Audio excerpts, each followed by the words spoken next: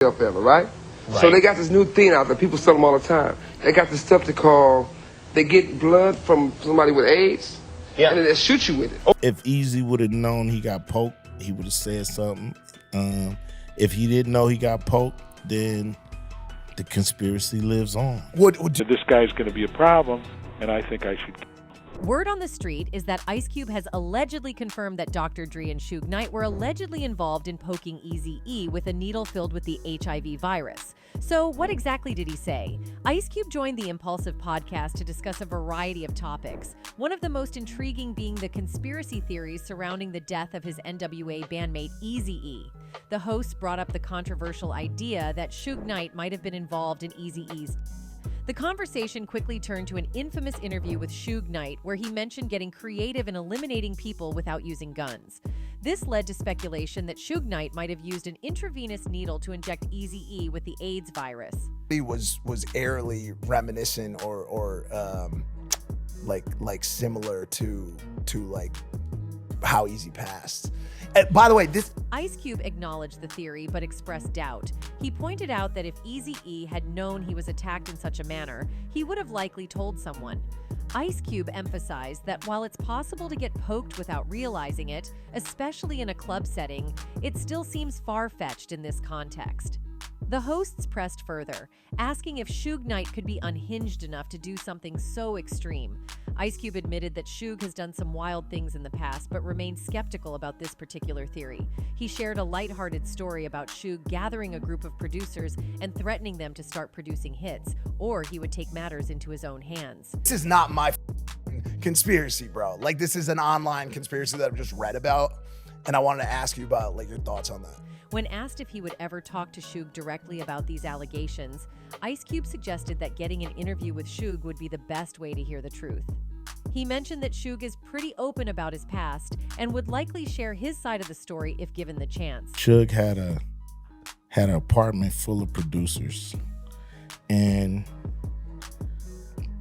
I guess they wasn't coming up with the right songs. Yeah. And he gathered them all up and said, look, either y'all start producing some hits or I'm gonna start producing some hits. But Ice Cube is not the only one who has spoken on Eazy-E's tragic demise. Dru Down recently gave an interview where he discussed his experiences on tour with Eazy-E and Bone Thugs and Harmony. He shared a chilling story about an incident during a concert in Las Vegas. According to Dru Down, during the last show of their tour, a fight broke out and shots were fired. Dru Down mentions Eazy-E complaining about chest pain during the tour, which they initially thought was due to heavy smoking. And Eazy said his chest hurt. You feel me? Because at that time, we smoking half a pound or a pound in 2 days. However, Dru Down then shares a shocking theory about Eazy-E's sudden death from AIDS. He finds it hard to believe that Eazy-E could develop full-blown AIDS so quickly. Brown, her face is looking at mom, looking at the bitch like, I told you, bitch. I told you, bitch, right? And the bitch looking, right? Next thing you know, nigga, a bullet hit the ground and hit that bitch again. Dru Down suggests that Eazy-E might have been deliberately injected with the virus. He finds it suspicious that Eazy-E's condition deteriorated so rapidly. Off the earth. Got full-blown AIDS in 2 days? Impossible. Only thing you can think about. He also raises questions about the hospital Eazy-E went to, hinting at possible foul play involving people associated with Dr. Dre and Jerry Heller. I mean, Jerry Heller, you know what I'm talking about? They were really funky. And the hospital he went to was, or from my recollection, from what I was hearing, that the doctor. Dru Down's theory, though controversial, adds another layer of mystery to the already tragic story of Eazy-E's untimely death. But it also taps into a broader and more sinister narrative, the dark side of the music industry. Many believe that the music industry is rife with conspiracies and power struggles, where artists can become pawns in a much larger game. The idea that Eazy-E could have been injected with AIDS is not new. Some fans and conspiracy theorists have long suspected foul play, pointing to the rapid progression of his illness as highly unusual. Normally, the progression from HIV to full-blown AIDS takes years, not days. This has led to speculation that Eazy-E might have been deliberately infected as part of a larger plot. The music industry has a history of controversial deaths and suspicious circumstances. From Tupac Shakur and the Notorious B.I.G to more recent tragedies like Juice WRLD and Pop Smoke, questions about the true nature of these events often arise. Power, money, and control are key themes, with some believing that when an artist becomes too influential or rebellious, they are silenced. Eazy-E was not just a rapper, he was a mogul with significant influence in the industry. His death came at a time of intense rivalry and legal battles, especially with his former NWA group member Dr. Dre and their manager Jerry Heller. Drew Down's comments about the Doctor allegedly being connected to Dre and Heller add another layer to this theory, suggesting that Eazy-E might have been caught in a dangerous power struggle. What's more, some fans have been connecting the dots for decades now and are claiming that Suge Knight was also in on it. One particular fan wrote on X, "Eazy-E was definitely taken out, but what makes this so suspicious is that Suge Knight and Jerry Heller at the time shared the same doctor that treated Eazy-E when Eazy contracted AIDS all of a sudden." A second fan added that N injected Eazy-E with effing AIDS and purposefully ran over a ninja with a pickup truck. Now you might be wondering how Suge Knight was involved in Eazy-E's demise, right? Well, let me break it down for you. Years ago, there was a huge clash in the West Coast rap scene. On one side, you had Ruthless Records, once home to NWA. On the other, there was Death Row Records, started by the notorious Suge Knight, who had big plans for Dr. Dre. Another key figure was Jerry Heller, NWA's former manager and co-founder of Ruthless Records. Jerry wasn't too pleased with how Suge Knight was operating. Suge wanted Dre to leave Ruthless and join him, and he wasn't subtle about it. How did he show it? Well, let's just say he used some very intimidating methods like baseball bats and lead pipes. Definitely not the usual way to negotiate a contract. Recently, Jerry Heller spilled the beans in an interview with the Music Show, and this is where things get wild. According to Jerry, the late and great Eazy-E once approached him with a bone-chilling proposition. And I said, "What's going on here?" And Eazy said, "You know this guy Suge Knight?" I said, "Yeah." He says, "Well, he said, this guy's going to be a problem, and I think I..." Eazy was ready to settle the score, thinking Suge was up to no good. Now, Jerry obviously had a tough decision to make. He mulled it over and thought, hold up, we're making mad bank here with those records. We're breaking records left and right. We're just a small team. Do we really want to resort to murder? It didn't quite add up in his mind. Jerry tried to talk some sense into Eazy, saying, "Hey, buddy, this guy might not be the best move for us. We're already in the music biz without actually killing anyone." But looking back, Jerry has some regrets. He thinks maybe he should have let Eazy-E follow through on his plan. He believes it could have changed the game, keeping Ruthless Records on top. Dr. Dre and Ice Cube also might have stuck around, and they would have built an empire together. But that is where the bittersweet end to Eazy-E's story comes in. On that fateful day of March 26, 1995, just a month after receiving his diagnosis, Eazy-E tragically passed away.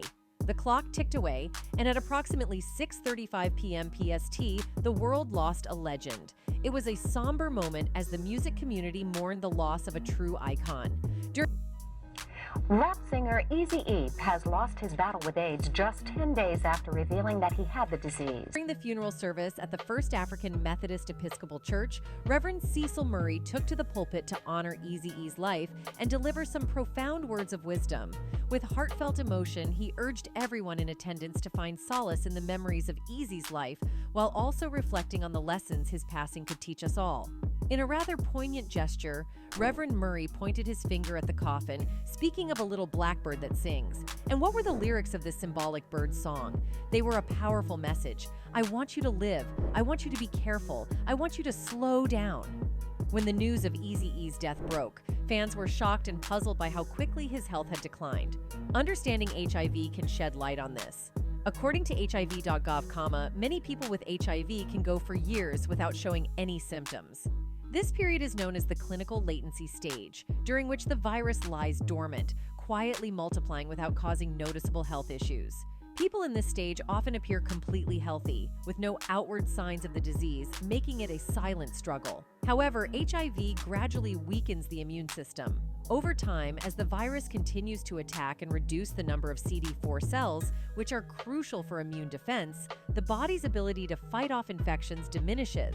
When the immune system is severely compromised, HIV progresses to AIDS. This is the point at which symptoms become evident and health starts to decline rapidly. Common symptoms include significant weight loss, fever, night sweats, and recurrent infections. One of the more serious infections that can occur during this stage is pneumonia, which ultimately claimed Eazy-E's life. Eazy-E's rapid health decline was likely due to the fact that by the time his HIV was diagnosed, it had already progressed to AIDS. This explains why he appeared healthy until the very end, when his immune system could no longer fend off illnesses. His case highlights the importance of early HIV detection and treatment. Modern HIV treatments can prolong the clinical latency stage and significantly delay the onset of AIDS, improving quality of life and life expectancy. Anyway, those close to him during his final months didn't witness any drastic changes in his appearance or behavior. Members of Bone Thugs and Harmony, who had just signed with Ruthless Records around the time of Eazy-E's diagnosis, shared their perspective in an interview with Angel Yee. Crazy Bone revealed, "Dude had full-blown AIDS, and he looked like he was regular. He still had his weight, still cocky, still looking like a regular dude, and it just came about all of a sudden." Lazy Bone chimed in, emphasizing, "Dude was strong, cocky, man, really built like a little tank." To my fans, I would like to say to my fans, thanks for your support, and stay true to the game. And don't ever believe people who tell lies. But then many pointed at Suge's involvement, and what made all of this even worse was that they had even talked about hurting each other. Now again, according to Jerry Heller, the co-founder of Ruthless Records, Eazy-E held a strong animosity towards Suge Knight and had expressed that desire to kill him. In a recent interview on UGS Radio's The Murder Master Music Show, Heller talked about Eazy's vendetta against Suge, specifically regarding Dr. Dre. Eazy reportedly said, "You know this guy Suge Knight?" I said, "Yeah." He says, "Well, I'm gonna kill him." He said, "This guy's gonna be a problem, and I think I should kill him." Heller, however, attempted to dissuade the NWA rapper from carrying out that violent act considering the success of their own label. He emphasized the achievements of Ruthless Records, saying, "First of all, we're doing $10 million a month with 6 employees. We don't even have a typewriter in the office. We're the most successful startup record company in the history of the music business, and you want to kill this guy? That just doesn't make any sense to me." Now, reflecting on the situation, Heller actually expressed regret for stopping Eazy from his plan. He even went as far as to say, "You know something, I should have let him." Yeah, he would have done the world a favor. He would have done it for sure by himself, and he always rolled by himself, and he was fearless, he admitted. "So I think that he was going to do it. I took him seriously. I talked sense to him because he did listen to me, and I was always very logical. So logic always worked with Eazy. He was a logical guy himself. He was very emotional, but he was always logical." The conversation between Eazy-E and Heller also involved discussions about potential repercussions from killing Suge Knight. Despite considering the possible consequences, Heller says he still regrets convincing Eazy not to go through with it. He believes that had Eazy taken action, Ruthless Records would have likely thrived, and both Dr. Dre and Ice Cube would have remained a part of the label, leading to the creation of a musical empire. Ruthless Records, founded by Eazy-E and Heller back in 1987, did experience financial difficulties over time. Eventually, after Eazy-E passed away from AIDS in 1995, the label's success hit a wall. Eazy and Dr. Dre had a long-standing feud that persisted until Eazy's untimely death at the age of 31. And now even Ice Cube is emphasizing that Suge had a major role to play in his death. There was an episode of the podcast Impulsive where conspiracy theories were discussed. During the conversation, they talked about the idea of getting creative when it comes to someone rather than simply shooting them. The way they described their preferred method of taking care of someone was eerily reminiscent of how Eazy-E passed away. This led to the conspiracy theories suggesting that Suge Knight could have potentially been the person who intentionally infected Eazy-E with AIDS. Ice Cube was asked about this theory, and he responded by saying, "No, I think it's somebody poke you with one of them goddamn needles, you know." Ice Cube dismissed the concept as crazy. One person, however, was super convinced and said Suge Knight gave Eazy-E AIDS because he wouldn't release Dr. Dre and Doc from Ruthless. Eric Wright, better known to the world as Eazy-E, was a name synonymous with the raw and unfiltered essence of West Coast gangsta rap.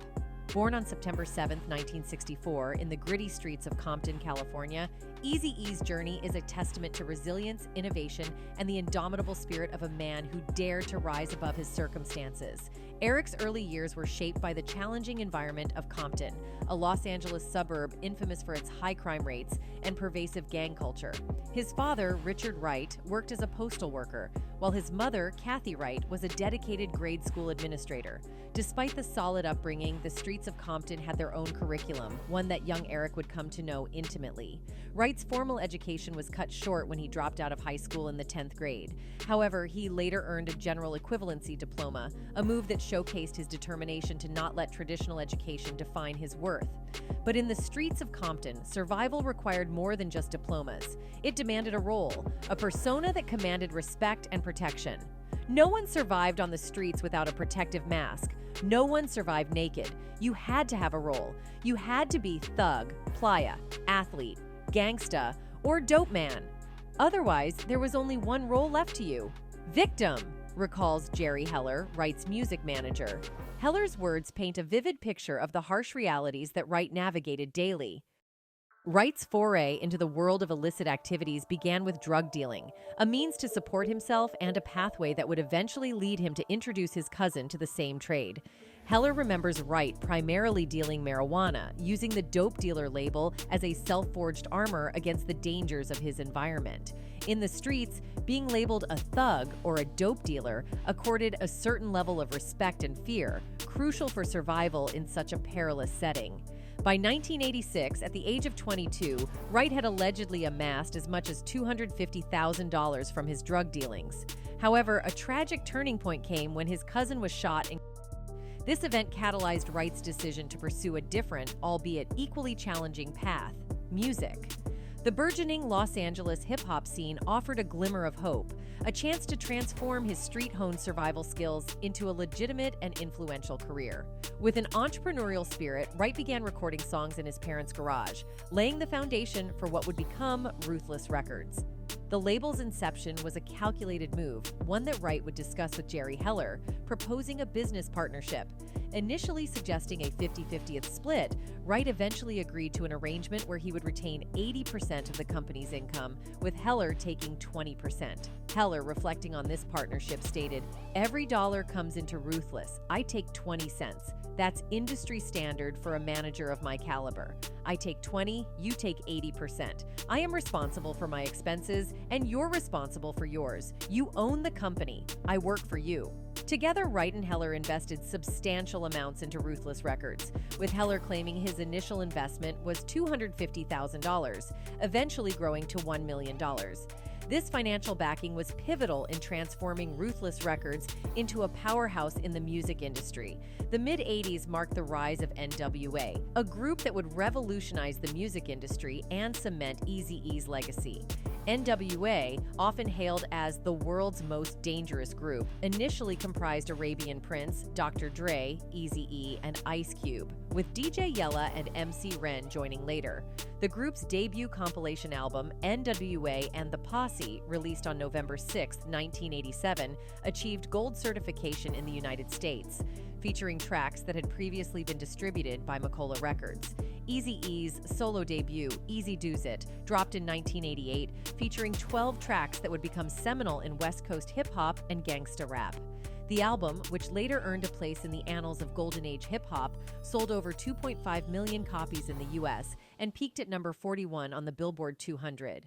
Produced by Dr. Dre and DJ Yella, and largely written by MC Ren, Ice Cube, and the DOC, Eazy-Dooz-It was a critical and commercial success, paving the way for NWA's controversial yet groundbreaking album, Straight Outta Compton.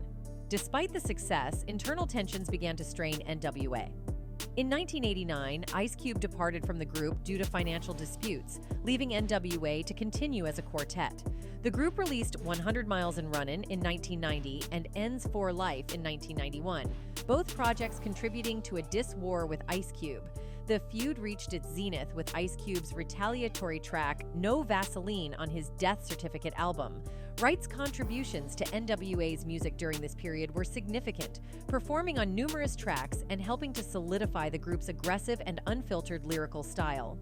Eazy-E's controversial political engagement came in March 1991 when he attended a luncheon benefiting the Republican Senatorial Inner Circle, hosted by then U.S. President George H.W. Bush. A spokesperson for Eazy-E stated that the rapper supported Bush due to his performance in the Gulf War, a move that surprised many in the hip-hop community. The dissolution of NWA was catalyzed by Jerry Heller's management style, which Dr. Dre and others believed created divisions within the group. Dr. Dre's growing mistrust of Heller and Eazy-E led to the intervention of Suge Knight.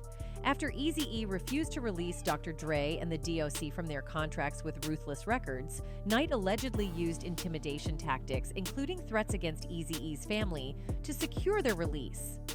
This dramatic confrontation marked the official end of NWA and set the stage for one of the most notorious feuds in hip-hop history.